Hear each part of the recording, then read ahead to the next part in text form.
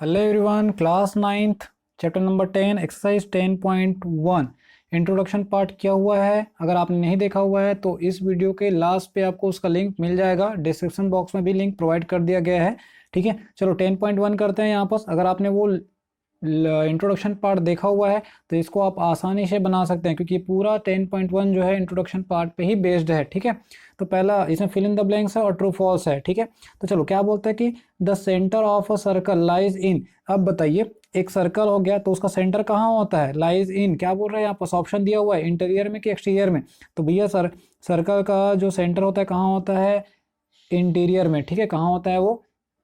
Interior में ही होता है, आपको पता ही है। ठीक है, सर्कल का जो सेंटर होता है कहाँ होता है? वो इंटीरियर में होता है। ठीक, उसके बाद क्या बोलता है? A point whose distance from the centre of circle is greater than its radius lies in. अगर ये रेडियस का पॉइंट हो गया और इस रेडियस से ज़्यादा होना चाहिए तो कहाँ होगा? कोई भी पॉइंट जो है रेडियस के आउटसाइड पे। भाई ये हो गया आपका सेंटर और यहाँ तक आ रहा है रेडियस। फिर क्या बोलता है कि अ पॉइंट हुज डिस्टेंस, जिसका डिस्टेंस कैसा है? बोल रहे हैं रेडियस से ज़्यादा है। तो रेडियस से ज़्यादा मतलब वो पॉइंट को कहाँ होना पड़ेगा? आउटसाइड पे होना पड़ेगा। तो आंसर क्या आएगा इसमें? एक्सटीरियर। ठीक है जी, इसमें आंसर क्या आएगा? एक्सटीरियर आएगा। फर्स्ट वाले में सेंटर कहाँ होता है? इंटीरियर पे, और ये यहाँ पर क्या होगा? एक्सटीरियर पे। फिर the longest chord of circle, ये हमने इंट्रोडक्शन पर पार्ट में बताया हुआ है, क्वेश्चन आता भी है 1 मार्क्स में। ये आएगा आपके पास डायमीटर। ठीक है, क्या आएगा? डायमीटर। कोई भी सर्कल का लॉन्गेस्ट कॉर्ड किसको बोलते हैं? डायमीटर को। ठीक है, फिर क्या बोलता है? An arc is when it end are the end of diameter.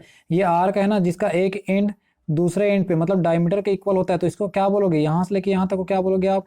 Semi. ठीक है, इसको क्या बोलोगे आप? Semi circle. हाफ सर्कल हो जाता है ये, तो इसको क्या बोलोगे? Semi circle. When its end are the end of diameter, जिसका एंड क्या है? बोल रहे हैं डायमीटर पे है, बोल रहे हैं, तो क्या होगा? ये सेमी सर्कल। ठीक है जी। फिफ्थ नंबर देखिए, द सेगमेंट। अगर आपने डेफिनेशन देखा होगा कि हमने क्या समझाया हुआ है, तो segment of a circle is the region between arc and, क्या बताया था यहाँ पर? The chord. आर्क और कॉर्ड के बीच का जो रीजन होता है उसको क्या बोलते हैं? उसको बोला जाता है क्या? सेगमेंट। ठीक है, उसको क्या बोला जाता है? सेगमेंट। फिर a circle divide the plane, ये मोस्ट इंपॉर्टेंट था, हमने बताया भी था। एक सर्कल जो है प्लेन को कितने पार्ट में डिवाइड करता है? 3 पार्ट्स में। ठीक है, कितने पार्ट्स में डिवाइड करता है? 3 पार्ट्स में, एक इनसाइड, एक आउटसाइड और एक खुद सर्कल। ठीक है जी, तो ये रहा आपका फिल इन द ब्लैंक्स। फिर सेकंड वाले पे आ जाइए आप। सेकंड वाले में क्या बोलता है कि ट्रू फॉल्स लिखना है आपको। रीजन देने का है, लेकिन रीजन नहीं देना, बस आप इसमें ट्रू और फॉल्स बता दीजिए, is sufficient, because that you know that कि रीजन क्या है। ठीक है, a line segment join the centre. एक लाइन क्या बोलता है कि a line segment join the centre to any point of the circle is radius of the circle. भाई हमने डेफिनेशन में यहाँ पास कराया हुआ है कि सर्कल के सेंटर से, ठीक है, सर्कल के सेंटर से सर्कल के पॉइंट को, ठीक है, सर्कल के किसी पॉइंट को ज्वाइन कराएं तो वो क्या होता है? आपका रेडियस होता है। द डिस्टेंस बिटवीन, है ना, क्या पढ़े थे उसमें? डिस्टेंस देखे थे, है ना। अगर ये आपके पास सर्कल हो गया और ये सर्कल का सेंटर है और ये सर्कल पे किसी भी पॉइंट को अगर अपन लोग ज्वाइन कराए तो ये क्या होता है? आपका रेडियस होता है। तो ये इसी को बोला, तो यहाँ पास क्या आएगा आपके पास? ट्रू। ठीक है, क्या आएगा? ट्रू आएगा। फिर सेकंड क्या बोलता है? A circle has only finite number of chord. ये तो भैया हो नहीं सकता, क्योंकि यहाँ से कोई फाइनाइट नंबर थोड़ी, बहुत सारे आप कॉर्ड यहाँ ड्रॉ कर सकते हो। तो ये क्या होगा यहाँ पर? फॉल्स। ठीक है, क्या होगा? फॉल्स, क्योंकि फाइनाइट नहीं होगा, वो इनफाइनाइट ड्रॉ कर सकते हो। If a circle is divide into 3 equal arc each is a major arc. अगर क्या बोलता है कि if circle is divide into 3 equal arc, अगर एक सर्कल को हम लोग 3 इक्वल आर्क में डिवाइड कर दें तो क्या each is a major arc, क्या वहां पर सभी मेजर आर्क में होंगे? ठीक है, तो ऐसा पूछ रहे हैं। नो, ये तो हो ही नहीं सकता, क्योंकि सबके सब मेजर आर्क नहीं हो सकते। एक तो इक्वल हो सकते हैं या फिर कुछ लेस कुछ ज़्यादा। ठीक है, सभी इक्वल आर्क नहीं हो सकते। फिर फोर्थ नंबर क्या बोलता है कि अ chord of circle which is twice long its radius is a diameter of the circle. क्या बोलता है कि ये कॉर्ड है, सपोज ये कॉर्ड है आपका, ठीक है, a chord of circle which is twice as long as its radius. तो जो भी रेडियस है उसका 2 गुना कौन सा है? कॉर्ड है। तो वो क्या डायमीटर है? तो यस, वो क्या हो जाएगा आपका? डायमीटर होगा, क्योंकि रेडियस का डबल ही तो डायमीटर होता है। अगर रेडियस का जितना डिस्टेंस है उतना कॉर्ड का है और कॉर्ड को डबल कर दे तो वो तो इतना ही मिलेगा आपको, डायमीटर के इक्वल मिलेगा। ठीक है, फिर फिफ्थ नंबर क्या बोलता है? Sector is the region. ठीक है, sector is the region between the chord and its corresponding arc. Sector is the region, ठीक है, between the chord and its corresponding arc. तो यहाँ पर बेटा फॉल्स ही लिख देना। ठीक है, या क्योंकि ये तो ट्रू नहीं है, ठीक है, क्योंकि सेक्टर जो है ना वैसा नहीं होता, कॉर्ड के बीच में नहीं होता, किसके बीच में होता है, टू रेडियस, ठीक है। A circle is a plane figure, circle plane figure है, यस ट्रू हो जाएगा।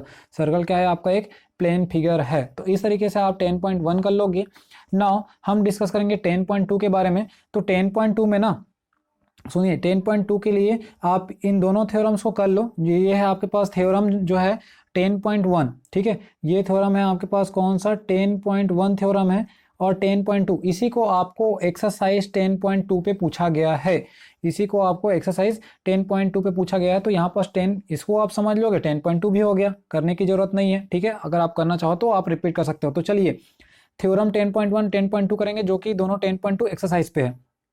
Equal code of a circle, यहाँ क्या बोल रहा है कि जो कोड है ना इक्वल है, कौन सा, ए बी एक कॉर्ड है और सी डी एक कॉर्ड है, ये दोनों कैसा है बोल रहा है, इक्वल है बोल रहा है। तो subtend equal angle eight the centre, तो ये जो सेंटर पे एंगल बन रहा है ना, ठीक है, सेंटर पे जो एंगल बन रहा है वो क्या होता है, इक्वल होता है, सब बता रहा है, ठीक है, उसको भी क्या बोल रहा है, इक्वल होता है, ये बोल रहा है उस पर।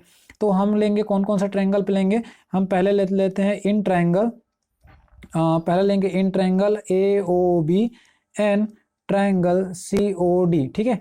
इस ट्रायंगल में ले रहा हूँ फर्स्ट वाला ट्रायंगल पे, और ये सेकंड ट्रायंगल पे ले रहे हैं। तो हमारे पास क्या गिवन है, देखिए ए बी कॉर्ड को इक्वल बोला गया है, इसलिए ए बी और सी डी ये इक्वल है। तो यहाँ पास हो जाएगा हमारे पास गिवन लिखेंगे, क्योंकि कॉर्ड को इक्वल बोल दिया गया है फर्स्ट लाइन पे ही, इक्वल कॉर्ड, तो ये इक्वल हो गया। फिर देखो बेटा आप, ओ से लेके ए एक रेडियस है, ओ से लेके बी ए भी रेडियस है, और ओ से लेके सी और ओ से लेके डी ये भी रेडियस है आपका, ठीक है। तो आप यहाँ से क्या लिखोगे, ओ ए इक्वल टू ओ सी बता देना, और ओ बी इक्वल टू क्या बता देना, ओ डी, और ये क्या हो जाएगा आपका रेडियस, ठीक है, क्या हो जाएगा, रेडियस। तो अब देखिए यहाँ पर one side, second side and third side, three sides equal होते हैं तो कौन सा रूल लगता है, साइड साइड साइड रूल लगता है। तो देयरफॉर आपका ट्रायंगल कौन सा, ए ओ बी जो है क्या हो जाएगा, कॉन्ग्रेंट हो जाएगा किसका, ट्रायंगल सी ओ डी का। कौन सा रूल आएगा, by side side side rule, ठीक है, क्या रहेगा इसमें, by side side side rule से ये दोनों ट्रायंगल क्या हो जाएंगे, कॉन्ग्रेंट हो जाएंगे। अगर दोनों ट्रायंगल कॉन्ग्रेंट हो गए तो इसके रिमेनिंग साइड एंगल जो भी रहते हैं ना वो भी क्या हो जाता है, ऑटोमेटिकली इक्वल हो जाता है बाय सिंप्लिसिटी से। तो आपको क्या शो करना है कि angle O equal to angle O equal to इस ट्रायंगल के लिए एंगल ओ और इस ट्रायंगल के लिए एंगल ओ, ठीक है, ये क्या हो जाएगा, इक्वल हो जाएगा कहाँ से, by C P C T से, ठीक है, कहाँ से हो जाएगा, by C P C T से। तो इसी को आपको बताना था कि जो एंगल है वो भी क्या होता है, सेंटर एंगल इक्वल होता है। तो ये हमने क्या कर दिया, प्रूफ कर दिया कि वो सेंटर एंगल क्या होता है, इक्वल होता है। इसी को आपको 10.2, ठीक है, जो एक्सरसाइज है ना 10.2 उसका फर्स्ट क्वेश्चन पे इसको आप सॉल्व कर सकते हो, नो वरी, थ्योरम में भी सॉल्व कर लो, वहां भी सॉल्व कर लो, ठीक है। फिर नेक्स्ट थ्योरम जस्ट इसका अपोजिट है, ये जो है आपका है ना, ठीक है, ये थ्योरम है आपके पास कौन सा, थ्योरम नंबर 10.2, ठीक है, थ्योरम नंबर 10.2 ये जस्ट अपोजिट है कि इसका जो अभी पढ़े। यहाँ पास आपको एंगल इक्वल है, आप कोड को बताना है, ठीक है, ये दोनों एंगल जो है ना कैसा ये इक्वल है, अब आपको बताना है कोड है ना वो इक्वल, ये आपको शो करना है।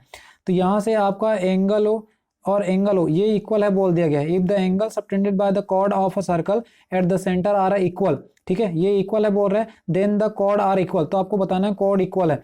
तो फिर से यही काम करेंगे, यहाँ पर दोनों ट्रायंगल को लेंगे ओ ए बी या फिर ए बी ओ, और एक ट्रायंगल लेंगे सी ओ डी, ठीक है, दोनों ट्रायंगल को ले लिए। तो पहला काम हमारे पास है कि एंगल इक्वल है, तो लिख दिए यहाँ पास एंगल ओ, तो ये अपने पास क्या है, गिवन है, ठीक है जी, ये अपने पास क्या है, गिवन है। उसके बाद देख ले ओ से लेके ए और ओ से लेके सी एक रेडियस है, तो ओ ए इक्वल टू ओ सी, और ओ से लेके बी और ओ से लेके डी, ठीक है, ओ से लेके बी और ओ से लेके डी ये भी क्या है आपके पास, रेडियस है, ठीक है, ये भी क्या है आपके पास, रेडियस है। तो फिर देखिए यहाँ पास एक एंगल और दो साइड, ठीक है, एक एंगल और दो साइड, तो देयरफॉर आपके पास क्या हो जाएगा, triangle A O B congruent हो जाएगा किसका, ट्रायंगल सी ओ डी का। और कौन सा रूल आ जाएगा यहाँ पर, side angle side, because that two side and one angle, ठीक है।